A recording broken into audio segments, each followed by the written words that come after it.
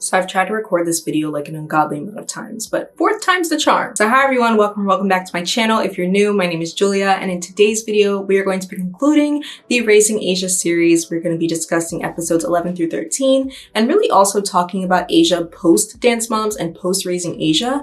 A lot of people have concerns about her image nowadays and how she looks on Instagram and things like that, and we're going to get into all of that. But before we get into the video, I want to give a shout out to today's sponsor, which is AG1. So yes, I've been trying out a lot of different nutritional supplements because it's getting warmer and I'm trying to get back into my strength training routine, and I'm just trying to stay consistent with my daily routine. I've also been thinking a lot about my long-term health goals and trying to set my future self up for success.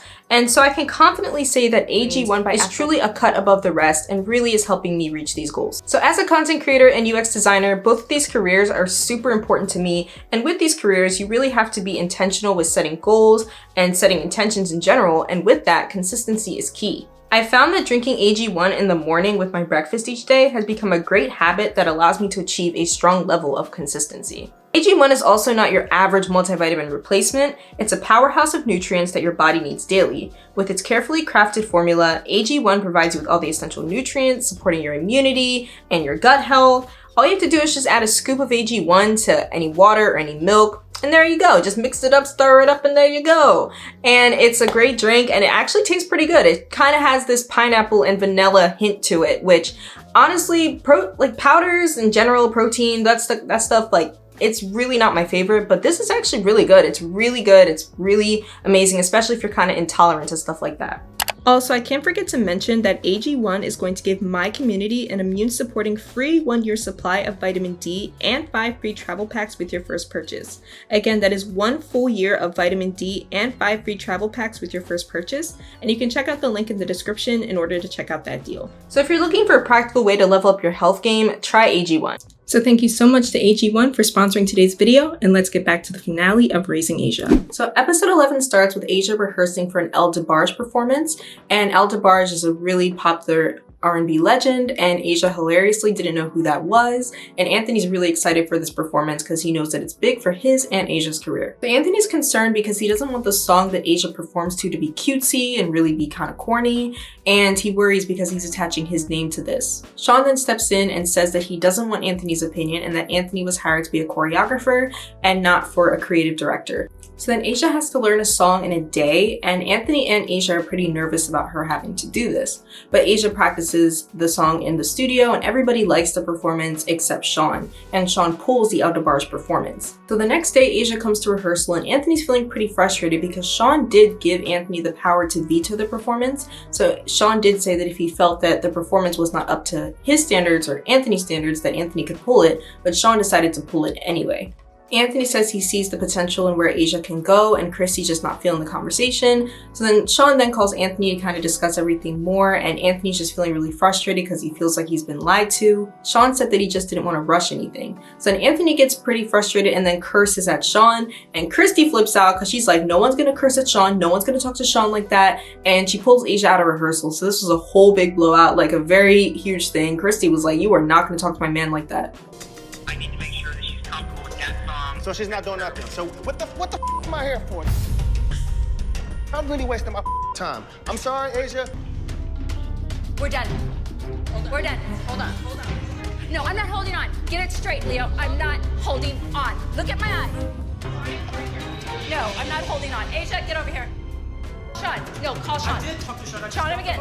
Call him again. Right now. Right here. I'm gonna put him on. You told me, huh? No, you call him now. So Billy catches wind of everything that happened, and he tries to get everyone together to discuss the issue more and kind of get everyone to be on the same page and let bygones be bygones. So Sean then brings up how he feels that Anthony is very, very young and feels like he could just act any kind of way, and that Anthony needs to learn about respect. Sometimes Anthony's youth gets the better of him. He's got to understand, moving in this world, he's got to be respectful and he's got to be patient, especially if he's going to be around me and my family.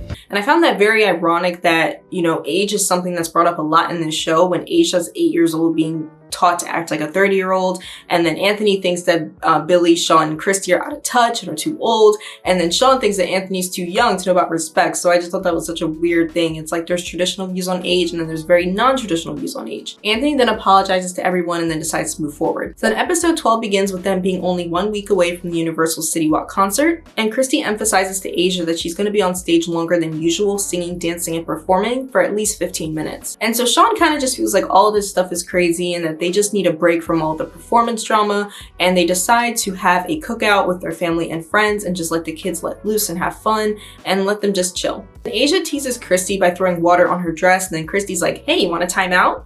And Asia's like, Mom, chill, it's my day off. And then the songs that she's been writing and okay, guess what? Guess what? You want a timeout? Mom, relax. It's my day off. And then Christy tells her you can't have Cheetos, you can't have chips. And I'm like, this is literally a family hangout and she can't have chips and Cheetos. Like, what else are you gonna eat at a family hangout as a kid? You're gonna eat caviar? What are you eating? Cheetos. Okay, look at me. Okay, look at me. No more chips or Cheetos, okay? No more chips or Cheetos. You need fruit or protein. Asia decides to ignore Christy anyway and then just gets a popsicle, which I really enjoyed seeing that. I was like, yeah, Asia, do what you gotta do. So then we cut to Asia being in the studio and she's practicing a ballad that she's gonna perform on a web show with Billy. And then we cut to the web show and they're basically, you know, trying to get Asia ready and everyone's going crazy on her. Everyone is talking from every single direction. Christy's saying that, oh, you need to be more on, you need to be more energetic. Everyone's talking to her, blah, blah, blah, blah, blah. Sean says that she's starting to catch an attitude and Asia just gets overwhelmed and locks herself in the closet. Asia, don't do that again. Well, where am I supposed to work out? Don't let it flop in your hand like this. Make sure, even if you have to use 2 hands like this. You do this dangle finger thing, Asia, where you're like this a lot. You can't dangle like that. You cannot drop it towards these speakers. And it's just so crazy because it's like, why are you expecting this kid to be on? Why are y'all talking to her and overwhelming her like that? And then Gina says that she doesn't blame Asia for locking herself in the closet because it's like, yo, I'd be overwhelmed too. I get overwhelmed when I have just even 2 people talking to me at once. I'm that type of person where I'm gonna be like, yo, guys, chill, everyone, just one at a time. Like, I'm that type of person. Do not overwhelm me with a bunch of voices. I will not listen. So I don't blame Asia for doing that either. Then Asia comes out of the closet and she's feeling a little hyper and then Anthony tells her it's not playtime, but I'm like, she's an 8-year-old kid, she's overstimulated. What else do you expect her to do? So then after the performance, they're all sitting at the dinner table and Asia basically explains her behavior at the web show. She basically says that, yo, I need time to relax before I go on stage. I need time to decompress and everyone's talking to me and it overwhelms me. And then Sean tries to tell her that she's not taking responsibility. I just don't like people talking like right before I go on stage because it gets me distracted. Then I'm worrying about just that correction in general Asia, on stage. You were clearly distracted. This is the problem. You want to point blame everywhere, except you don't want to take responsibility, and we have to stop that. I said I'm sorry. Okay, sorry. but listen to what you're saying. First of all, she's 8 years old. She's a kid. She's a 3rd grader. First of all, number 1. Number 2, she's explaining to you what she needs. She's communicating her needs to you. And it's so crazy because I think earlier in the series, Sean did communicate that to Christy about, hey, like, let Asia do this, that, and the third. And now he's basically saying, you're not taking responsibility. So I think this show made Sean more of a stage parent as it kept going. Because I feel like in the beginning he was, but not nearly as much as towards the end. And I thought that was so crazy. I was like, that's just such a violation of your kids' boundaries, and then y'all will be the type of parents to complain when your kids just don't want to talk to you anymore. It's like, what? It's crazy. It's so crazy. I really respected Asia for actually communicating her feelings because a lot of 8-year-olds can't do that in a very mature and respectful and calm way.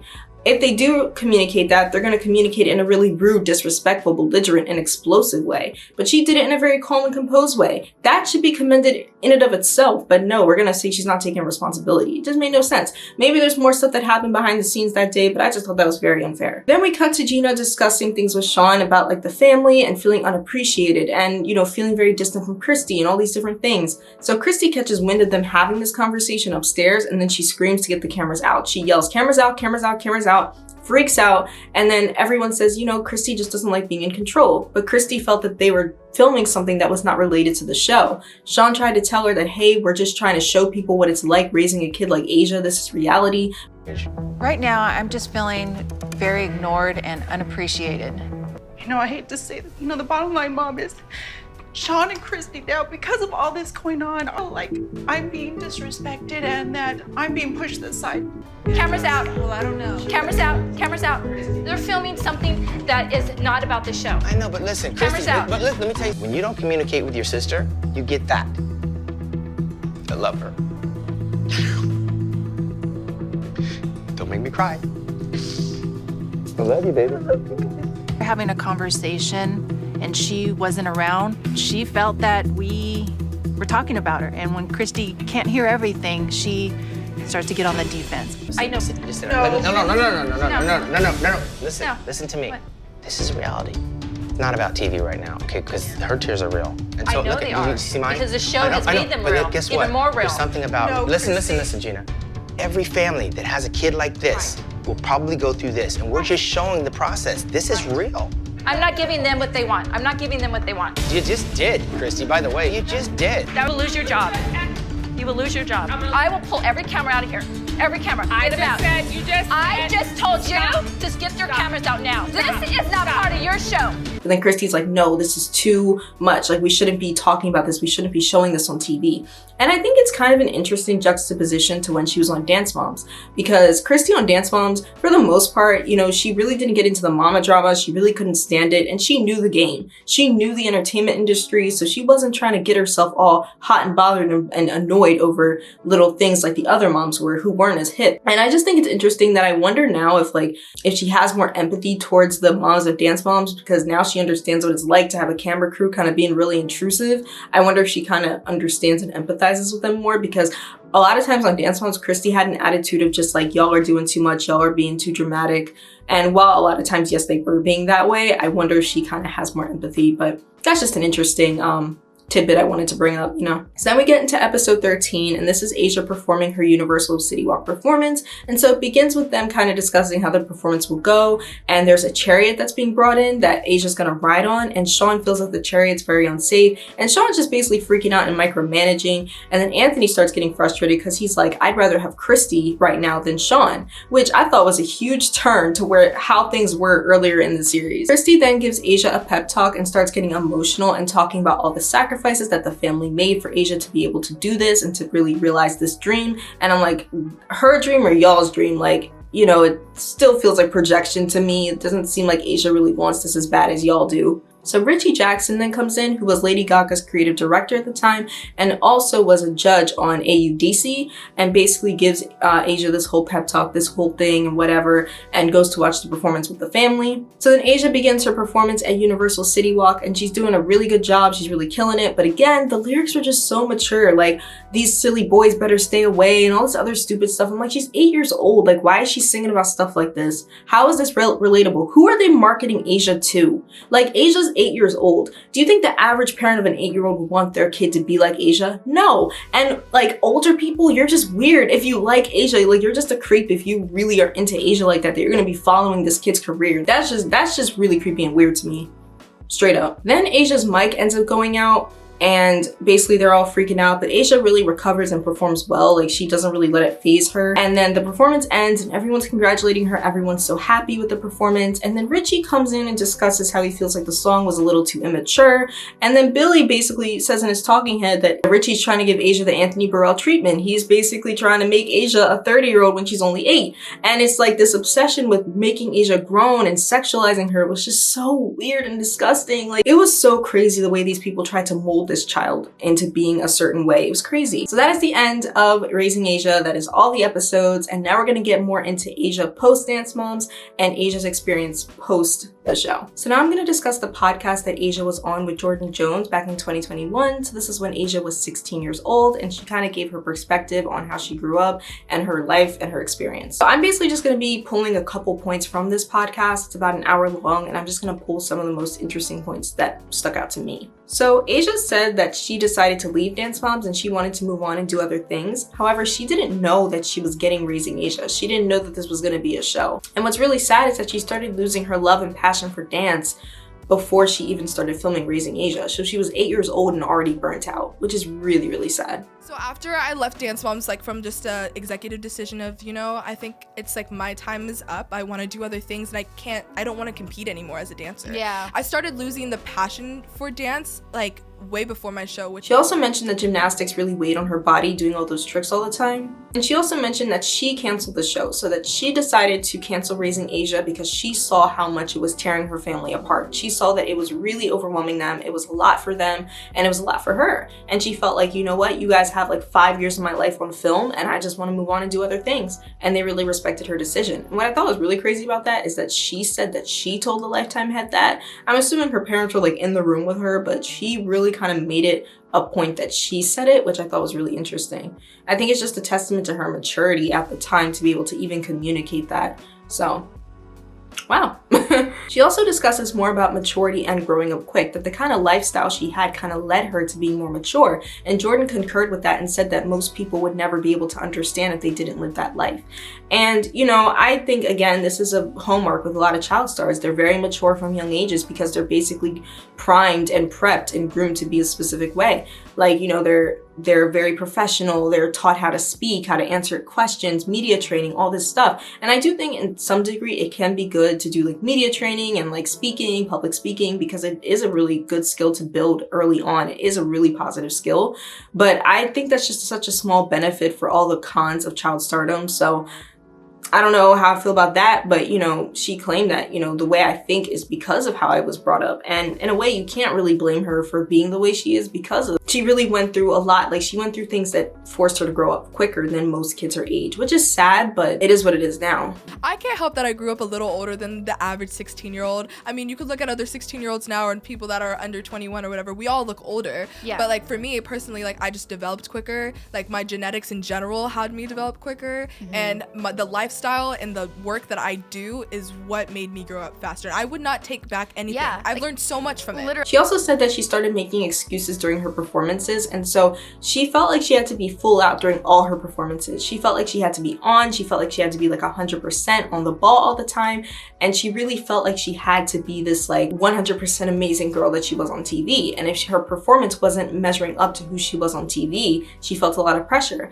And she's a kid that can handle constructive criticism really well, and she said that even now constructive criticism doesn't really bother her, but back then it was like too much for her. So now I want to get into talking about Asia looking grown. So a lot of people have their concerns and their worries about the way Asia looks, and I have a lot of different opinions on this. And so I want to begin this by discussing a comment I got on my last video on Raising Asia, and somebody commented that they feel that Black girls are really looked at as being really grown and fast and they're really adultified in the media, which I definitely agree with and is true. And even on Dance Moms, Asia was really, you know, put through the ringer with that. I mean, they were making her all sassy and everything like that, and just all this like, oh, you're so sassy, you're such a great performer, blah, blah, blah, blah, blah, but then your feet suck, your technique suck, you know, like so many of the Black girls on that show were told they had terrible technique. Even Cameron, who is now performing with Usher and Kendrick Lamar, so was she really that bad? I don't think so. But yeah, that was just like really, that was really crazy. So I definitely think that's true. And I think about even Aaliyah and R. Kelly, like back when